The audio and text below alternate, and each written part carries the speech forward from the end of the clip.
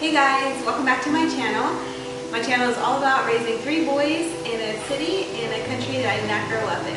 So today we're going to be continuing our series about Why Cambodia. We are a little bit delayed in this video because 3 weeks ago our son Zadok, he had a really scary accident, and I did a video about that, so you can watch that one if you haven't seen it. Thankfully he is healing really well, and honestly, he has doesn't seem to have any long-term effects from it, and we are just so thankful and praise the Lord. And we also took a trip up to Thailand, northern Thailand. Our organization had an Asia retreat, so all the Asian teams were there. It was a really good time. We just got back. So in our last video, just a little recap, we talked about that we got married July 17, 2010. We did not talk about why Dewey felt called to Cambodia even before he knew me, before we got married. Dewey, you want to talk about that a little bit? Yeah, sure. Back whenever I was 21 years old, I spent about 6 months traveling around in Southeast Asia, visiting China, Thailand, Vietnam, Cambodia, Laos, Myanmar, just some of those countries. And I specifically remember one time coming to Cambodia. It really made an impression on me. And probably one of the biggest things is that the people here are extremely friendly. They love to sit down and chat and all that stuff. And I also had a friend at the time that was thinking about coming to Cambodia as well. So him and I had come down here a couple different times, just spent time together here. So yeah, through all of that, God showed me His heart for Cambodia, and I started thinking, well, maybe this is what God has for me in the future. Yeah, after that, Stacy and I got married, and I shared that all of that with Stacy, just what I thought God was calling me to, or us to, and yeah, like we mentioned in the last video, she had spent some time in Mexico. We wanted to come to Cambodia. We wasn't sure exactly when that would happen, and we didn't even know at that point who we were going to be coming to Cambodia with, what organization would send us. We had actually spent some time at Eleanor Bible Institute, located in Southern Indiana, and we got to know, I got to speak with Alan Roth there. He was a teacher. He taught multiple classes, but one of the classes he taught was missiology. So just talking to him, found out that he's the president of Destinations International.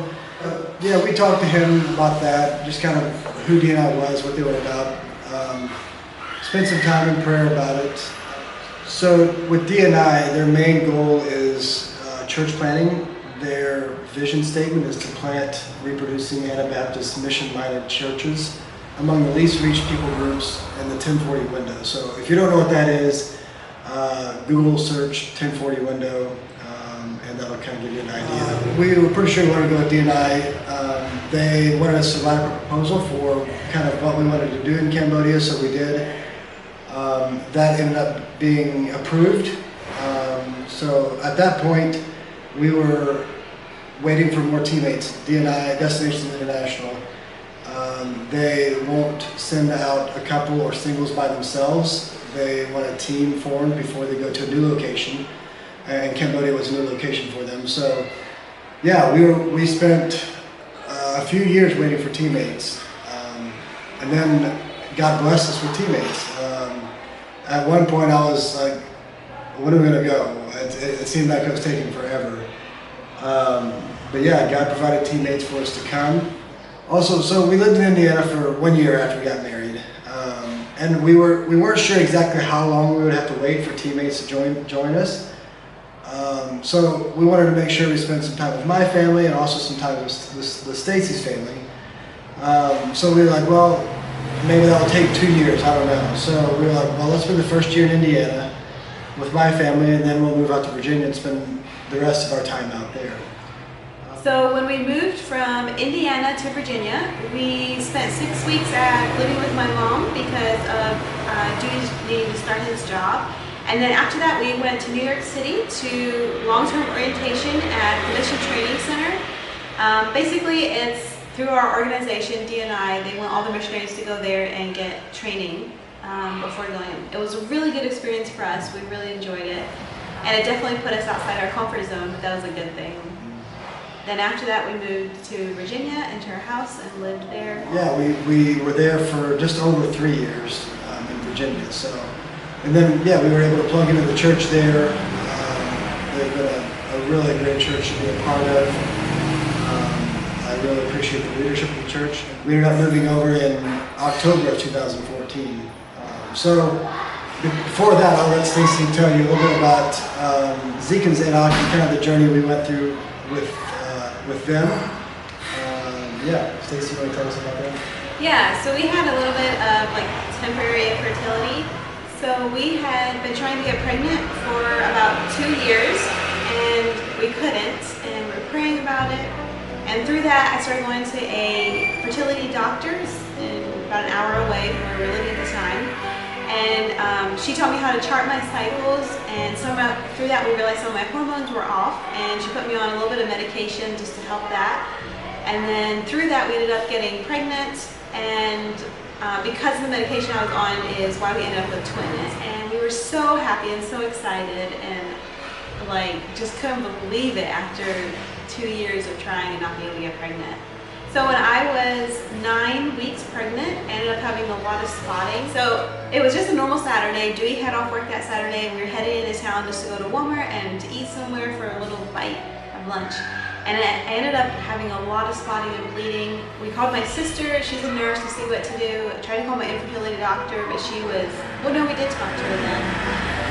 Anyway, through that all, we ended up going into the ER, and they did an ultrasound, and we were like pretty sure it was gonna be a miscarriage. Like all my symptoms were leading towards it, and it was really, really heavy bleeding. It's a little TMI, but they ended up doing an ultrasound, and here they told us it was 1 healthy heartbeat, not only 1 healthy heartbeat, but 2 healthy heartbeats. So talk about like a roller coaster of emotions, going from way down here thinking we were having a miscarriage, like being really sure, and then finding out not 1 baby, but 2 babies, alive and healthy heartbeats in there. So that was really exciting. They said the reason that there was some bleeding is I have a partial bicornuate uterus, which means it's like heart-shaped. And at the top of the heart is where Zeke's placenta was attached, and it had just come off a little bit because it's kind of a weak point there. And so I just had to be really careful and take it easy for the next bit until everything got healed up again. So the rest of the pregnancy went really good. With twin pregnancy, you're automatic high risk. So I had to go in for lots of ultrasounds and stuff. I was on progesterone shots, which if you've ever been on progesterone shots, Dewey had to give them to me, and they are so painful. I hated them, but I was able to have a healthy pregnancy, so I'm really thankful for that. Thankful for good medicine. So the boys came at 34 weeks, 6 weeks early. My water broke, and we went into the hospital and got everything checked out. And the 1 baby was turned the wrong position, and so they wanted to do a C-section. And I wish now I would have thought it a little bit more and tried to say, no, I want to try to have these babies naturally. But at the time I didn't know. I was just like, okay. And they really didn't want me to end up having a C-section and a vaginal birth, which would be awful, and I agreed. So anyway, we ended up having a C-section. Zeke was born first, and then Zadok was born 3 minutes later, and they're both very healthy. No NICU time, even though they were born at 34 weeks. Zeke had to be on oxygen just for the first day, and he had a little bit of jaundice. But they did really good. We were in the hospital 8 days, and then came back home again with 2 tiny little babies. Oh, when they were born, they weighed, forget the ounce. 3 pounds, 15 ounces, I think, and just over 4 pounds. So yeah. They were really close to the same weight. Yeah, they were really tiny. One funny memory that I had, although it wasn't funny at the time, of being in the hospital while Zeke and Zadok were there right after they were born. I think it was the first poopy diaper that I had changed. I had Zadok laying on the bed and took his diaper off and was getting ready to put the next one back on. And all of a sudden he had an explosion. It was meconium stuff, really black tarry type stuff. And it just coated my pant leg. I was about 5 feet away when it happened. It like shot across the room. So that was pretty funny. Thank you guys for watching. In our next video, we're going to be talking about our arrival in Cambodia and going to language school, what that was like, and then also opening our center, our English center called Redeeming Reading Center. Yeah, also along with that, we're going to put a link in the description to the Redeeming Reign Center's website. So if you guys are interested in seeing more what we do on a day-to-day basis at the center, feel free to check the website out. And then also, if you guys are interested in learning more about who D&I is and then what they do, we'll put a link to their website in the description as well. So thank you guys very much for watching. We really do appreciate it. We'll see you in the next video. Cheesy, huh? Do like cheesy way. Did I say bye?